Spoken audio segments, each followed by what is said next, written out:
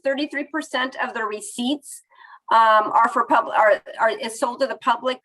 We're there. Okay, hold on. So go back, Wesley, because now you're going to be changing the slides for me. Okay, so we've done this slide. Next slide, Wesley. Okay, so the businesses that are eligible are restaurants, food stands, food trucks, food carts, caterers, bars, saloons, lounges, taverns, snack and beverage bars, bakeries, brewpub, and then starting at bakeries, we want to be aware that if 33% of their groceries, if a third of their business is to the public, they are also eligible.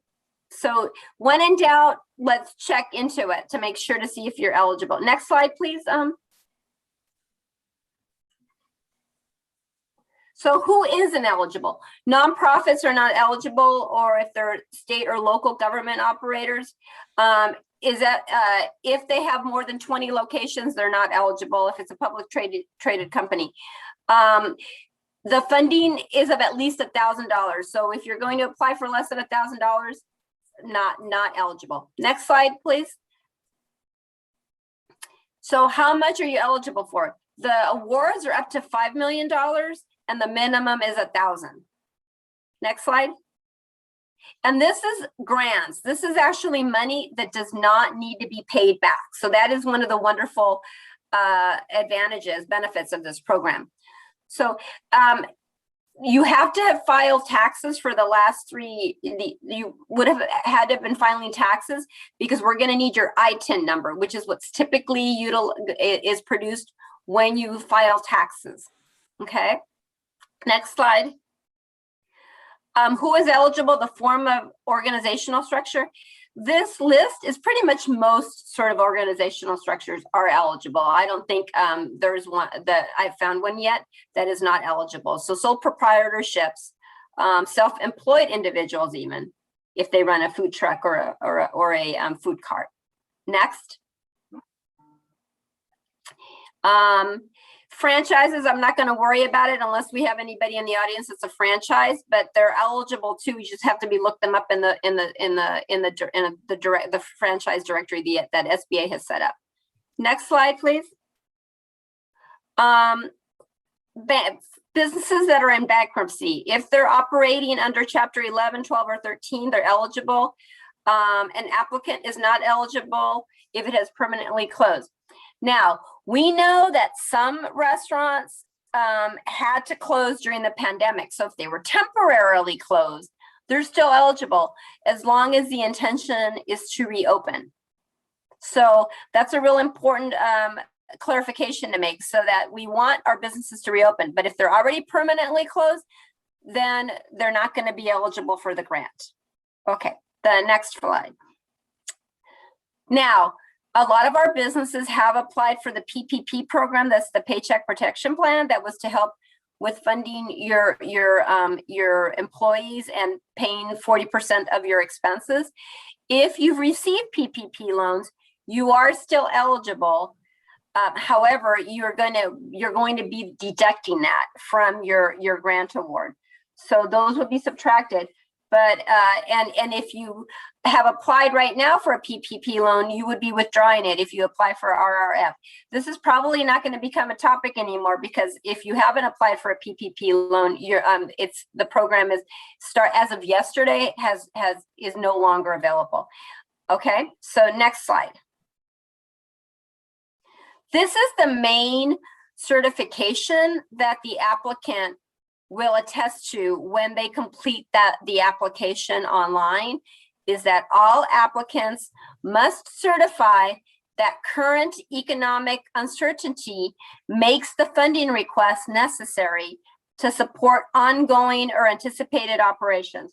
I think this is a pretty generic statement, which I would venture to say that most of our businesses would qualify under, most of our members of the food industry would qualify in. Okay, we know that they've been impacted the hardest by COVID. Okay, next slide. Now, the eligible uses of funds. This is probably another important slide.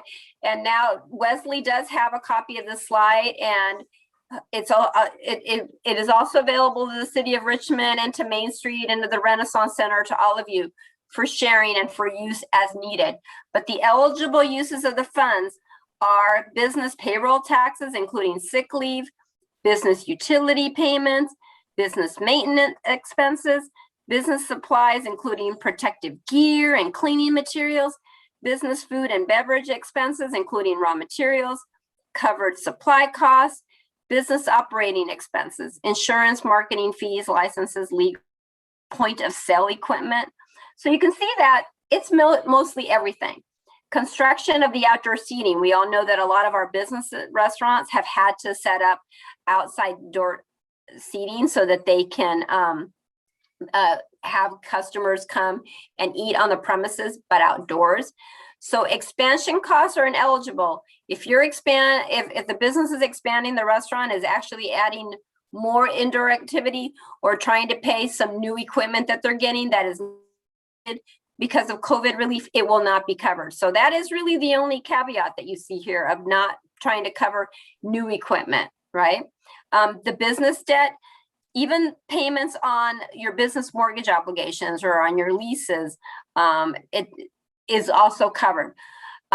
Now, I'm really going to be recommending that a lot of your businesses, if they haven't been taking advantage of having a bookkeeper or having a CPA, this is the right moment to get one, to help you out, to make sure that this eligibility and making sure that you get all the expenses covered through this grant that you can covered.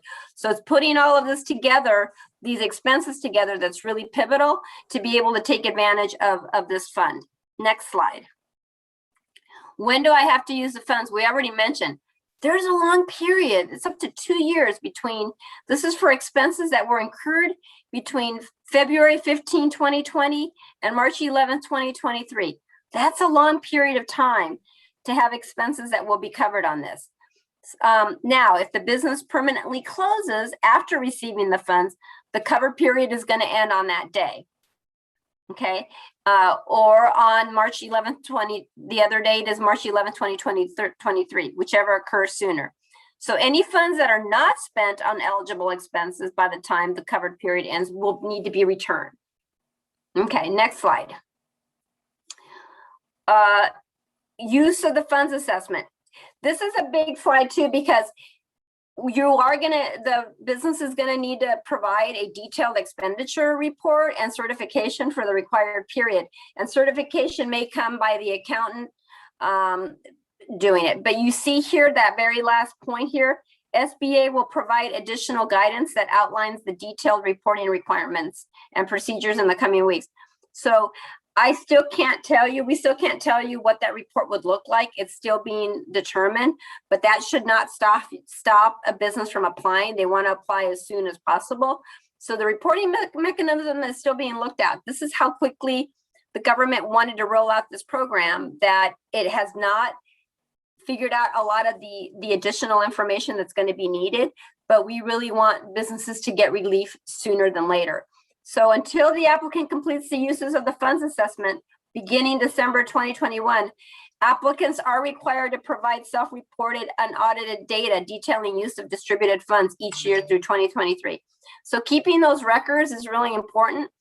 I know myself that a lot of our food businesses, what they do best is to make food, make yummy food to fill our bellies, but they're not probably really good at bookkeeping. And that's why they really need to have someone that will help them with that bookkeeping, because if you want to take advantage of this fund, you want to keep really good records. Okay, so that might be the silver lining, that some of our businesses end up getting some better bookkeeping practices in places if they don't have them already, so that they can take advantage of this fund. Next slide. So here are the calculations. They're not that difficult. It's quite simple. So calculation 1 is applicants in operation prior to or on January 1st, 2019, which is most of the businesses applying. All they're going to do is take the 2019 gross receipts minus the 2020 gross receipts minus their PPP loan amounts, and then they can come up, voila, with what your award is going to be for the grant. That's all you need to do. Calculation number 2. This is for applicants that begun operations partially through 2019. The average 2019 gross receipts times 12 minus the 2020 gross receipts minus the PPP loan amounts. So most businesses are going to qualify for calculation 1 or 2. Applicants that began operations partially in 2019 may choose to use calculation 2, or let's describe calculation 3, which may take longer to process. Next, calculation 3 is really about the applicants that began operations right around the pandemic time.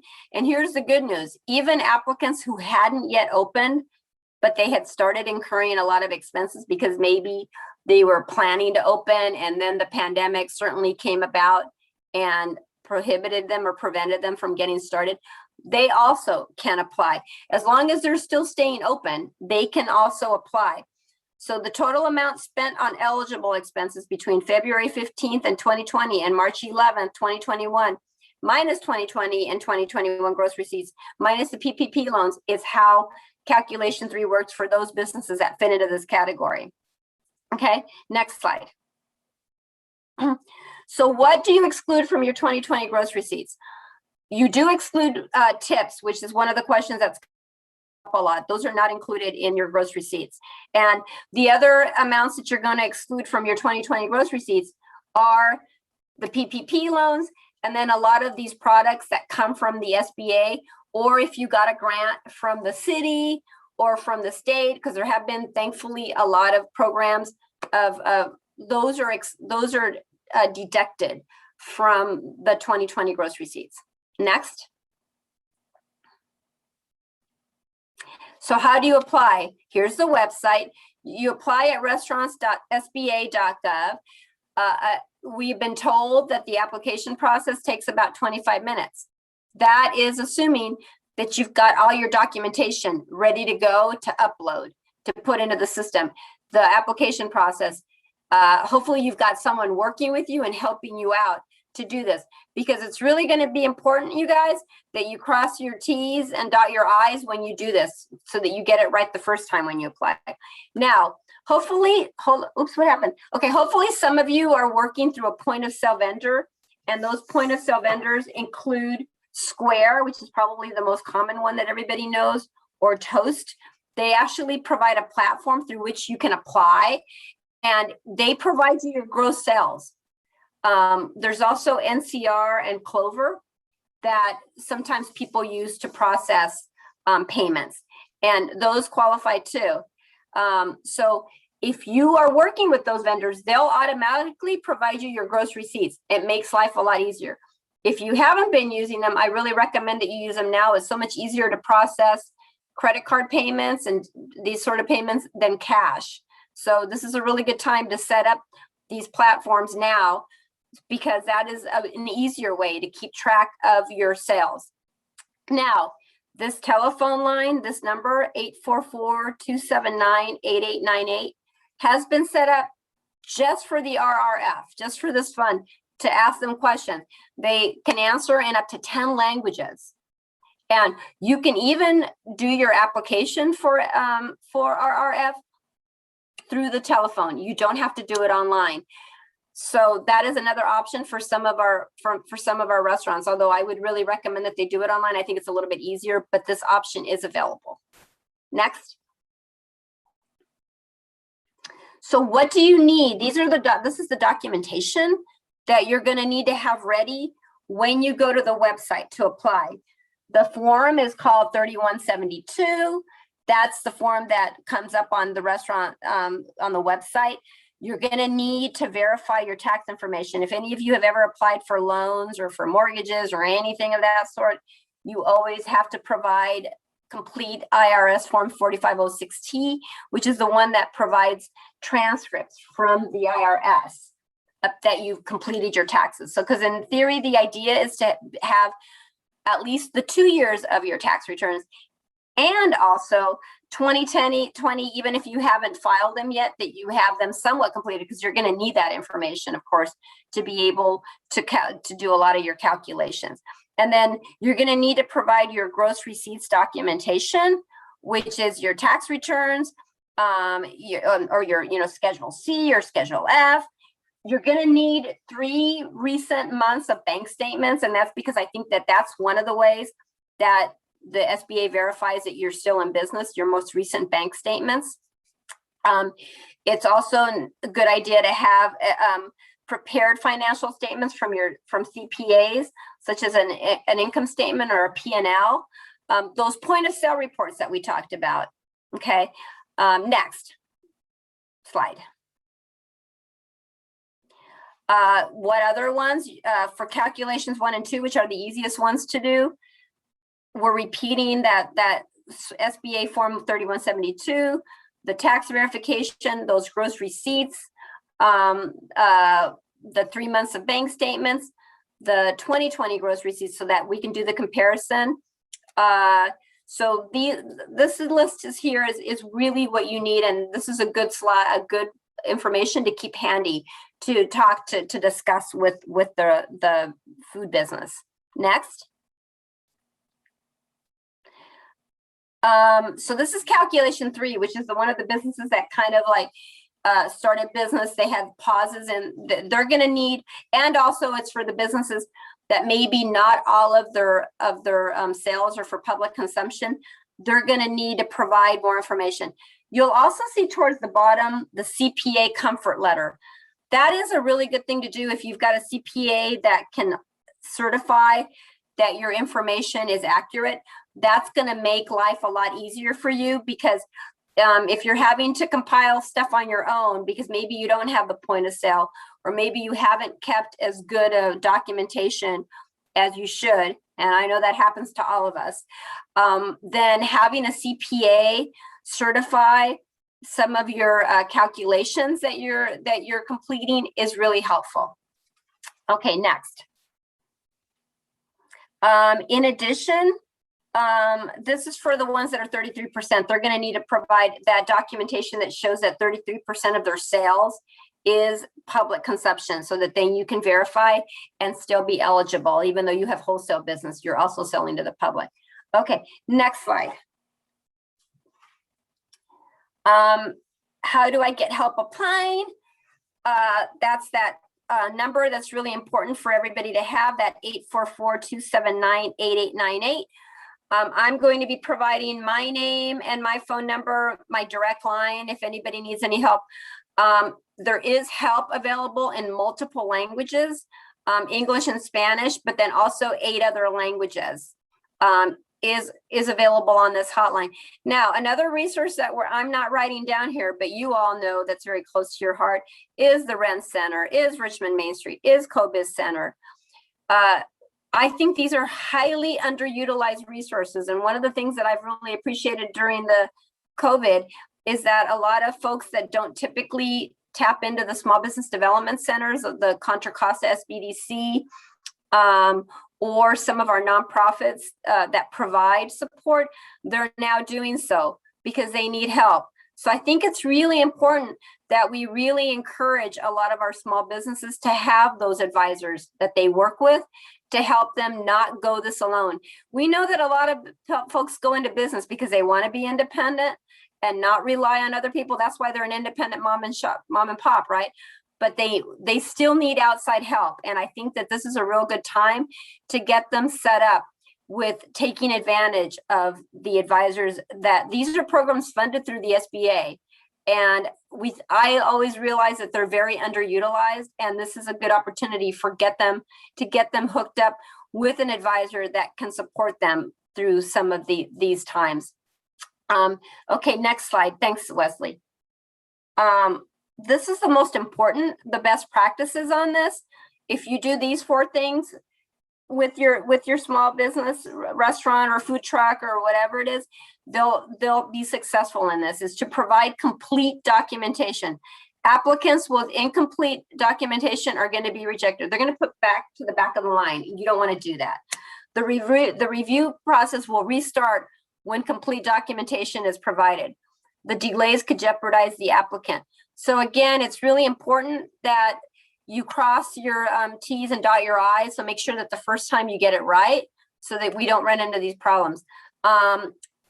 It's not required, but those CPAs or bookkeepers and other accounting professionals will help a complete and well-documented document.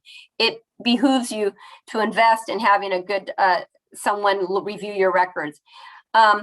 If you've got to do application corrections, SBA is not able to. You can call that 844 number.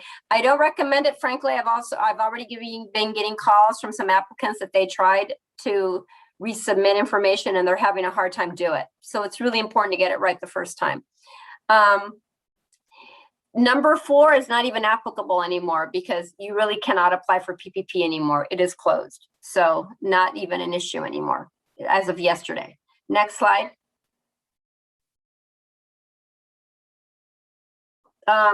Who can apply? The pilot period was before this past Monday.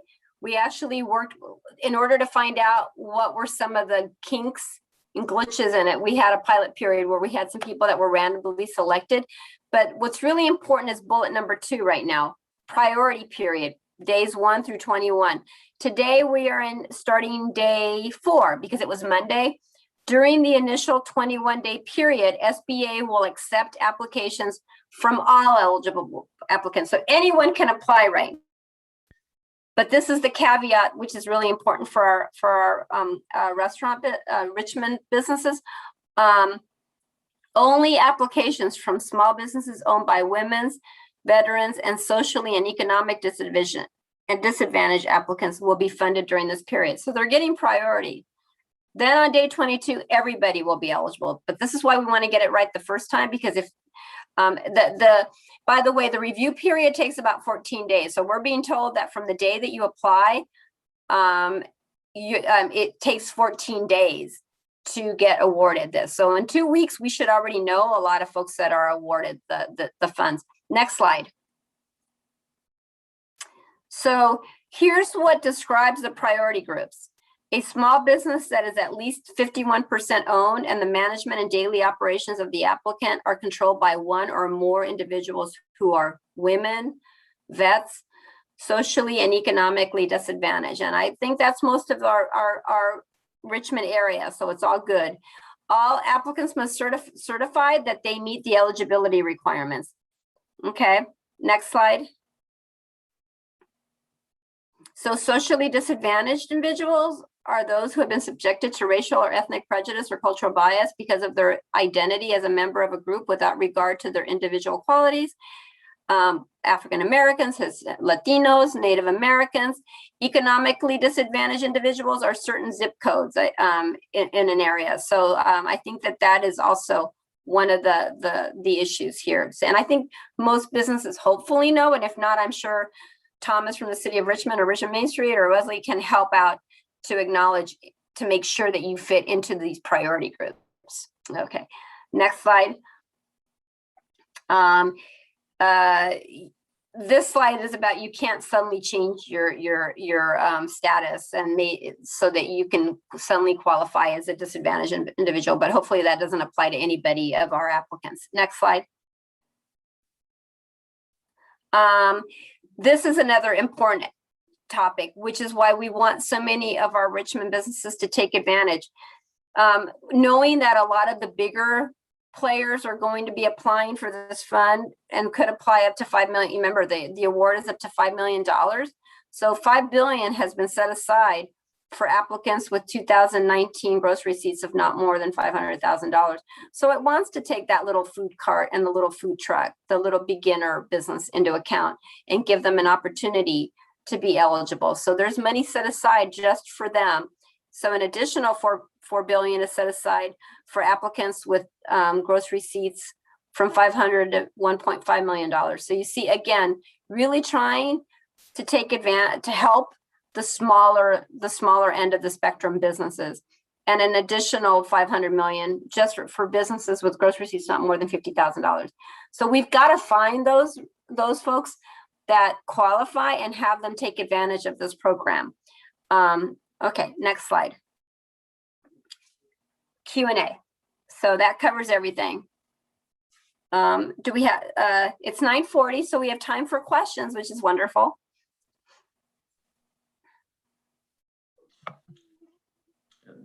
Thank you, Darlene. Excellent presentation. It looked like you addressed some of the questions that people had typed in the Q&A earlier. For those of you who are still in attendance, if you have any questions, feel free to type it in the chat or in the Q&A, and Darlene will answer them for you.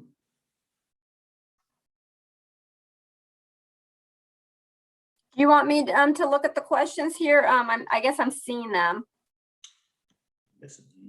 Yeah. Hi, Elena. Yeah, I mentioned Richmond a lot because we're here in Richmond, but certainly businesses all around the country are eligible. So I'm just focused on the immediate area here. And then it says, what are the citizenship requirements for the applicant? As long as you're filing tax returns, you can apply for this. There is no question on the application of your citizenship status. So you're running a business here in this country, you are paying taxes and doing everything that is right to run a business. So you are eligible to apply for this program as long as you have that ITIN number, which is a product of filing your income taxes on your business.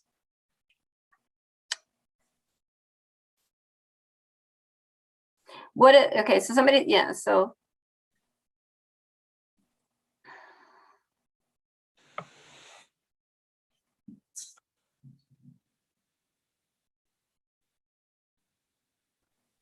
Darlene, this is Alicia with Richmond Main Street. I have a question. Please. With the application process, the documentation that you mentioned earlier that's required for folks to apply, does the portal require people to upload those documents? And if so, what are the file formats that those would need to be in? I want to say that it probably accepts all sorts of formats, PDF, PNGs, JPEGs. I haven't heard that there's an exclusive sort of format under which you need to submit it. So I would assume that it accepts docs and all sorts of forms, all sorts of formats. But I haven't heard any glitches on that. So it would seem that it accepts everything. I think there's a maximum file size, but it seemed like when I read it, it didn't seem like something that would be prohibitive. It was more than a meg, so I don't think it's a problem. I think the glitches have been is that the system has been a little bit overloaded the past few days because so many people are using it. So it may require a little bit of patience. But the good news is that there's that call center hotline. Thanks, Wesley, for putting that slide back up so that folks know what number to call. My number, and I'll put it in the chat. Let me put my email address.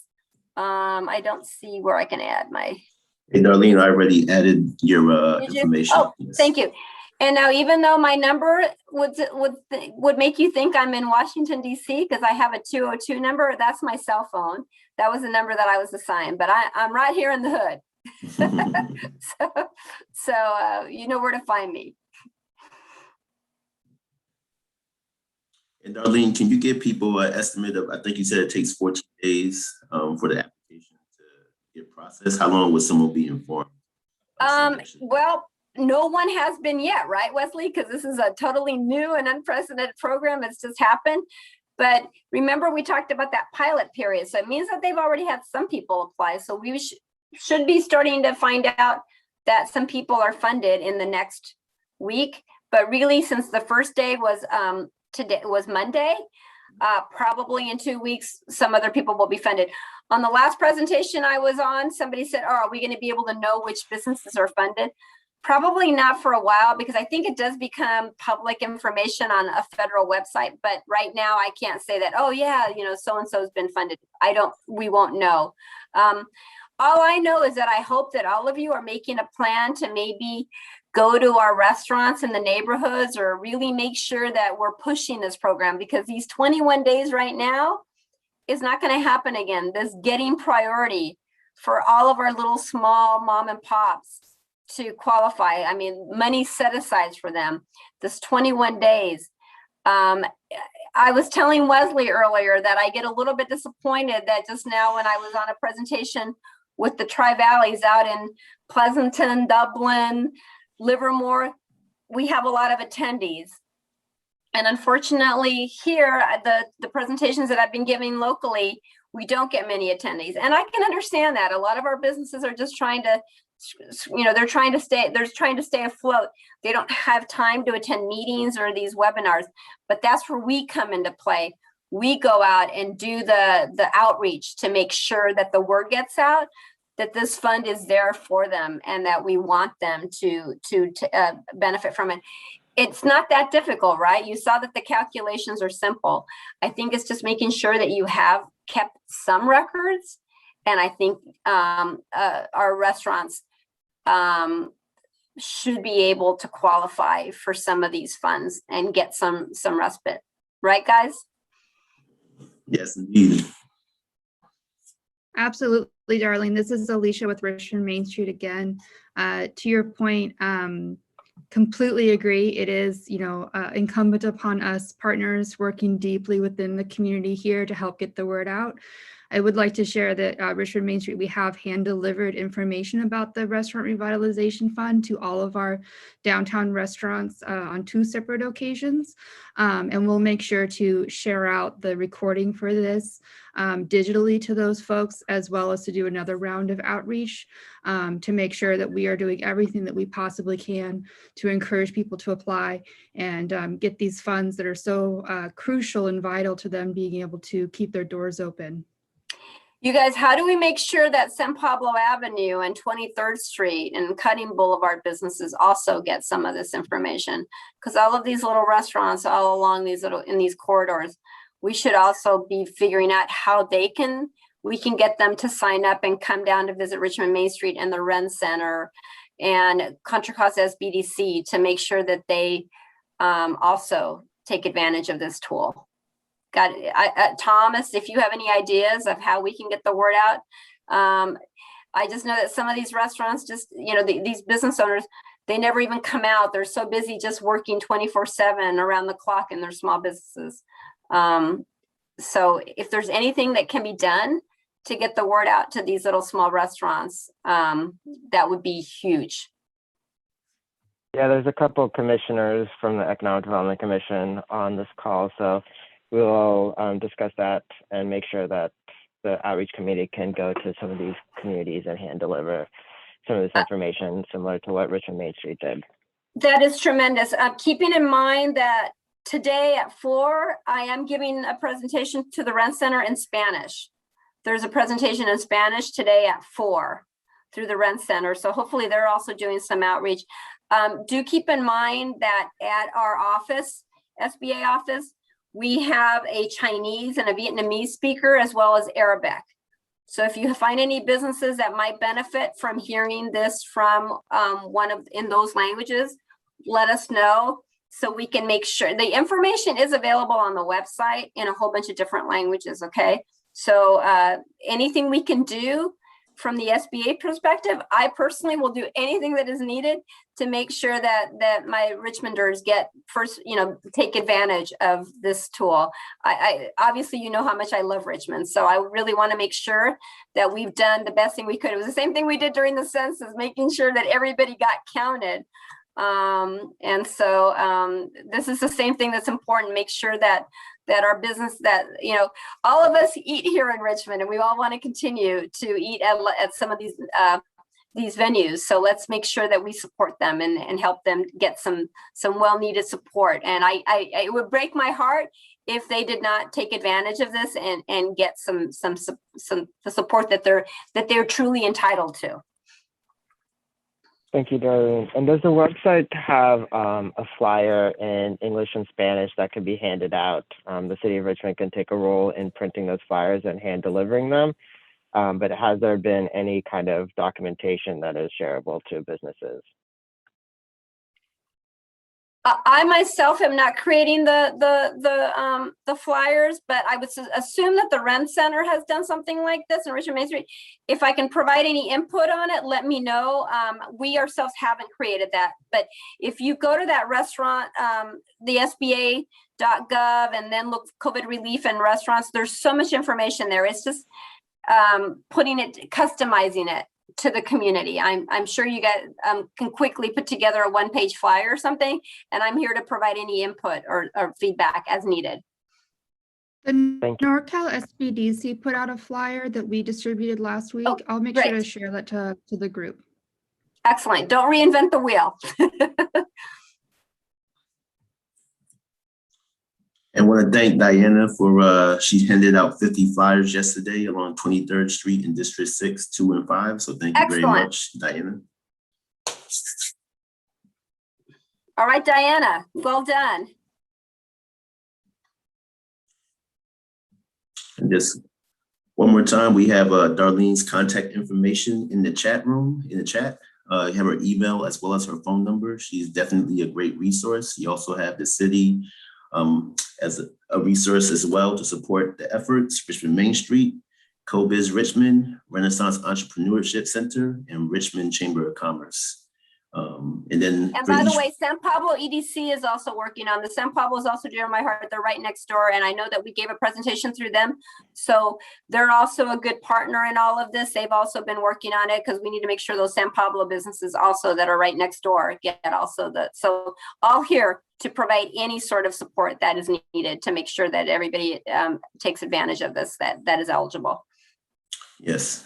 And Elisa just shared a one-page flyer from the SBDC NorCal in regard to the restaurant revitalization fund. So please share that with anyone who can benefit. As soon as the presentation is done, I will also send out the slides to share to all the members and to all the attendees. And hopefully we can help spread the word and help people apply. So Darlene, thank you very, very much for your time, for your insights, and for your passion. And hopefully we can see quite a bit of people from Richmond applying. Excellent. Thanks, team. Thank you. Thank you, everyone. Have a great day. Stop this.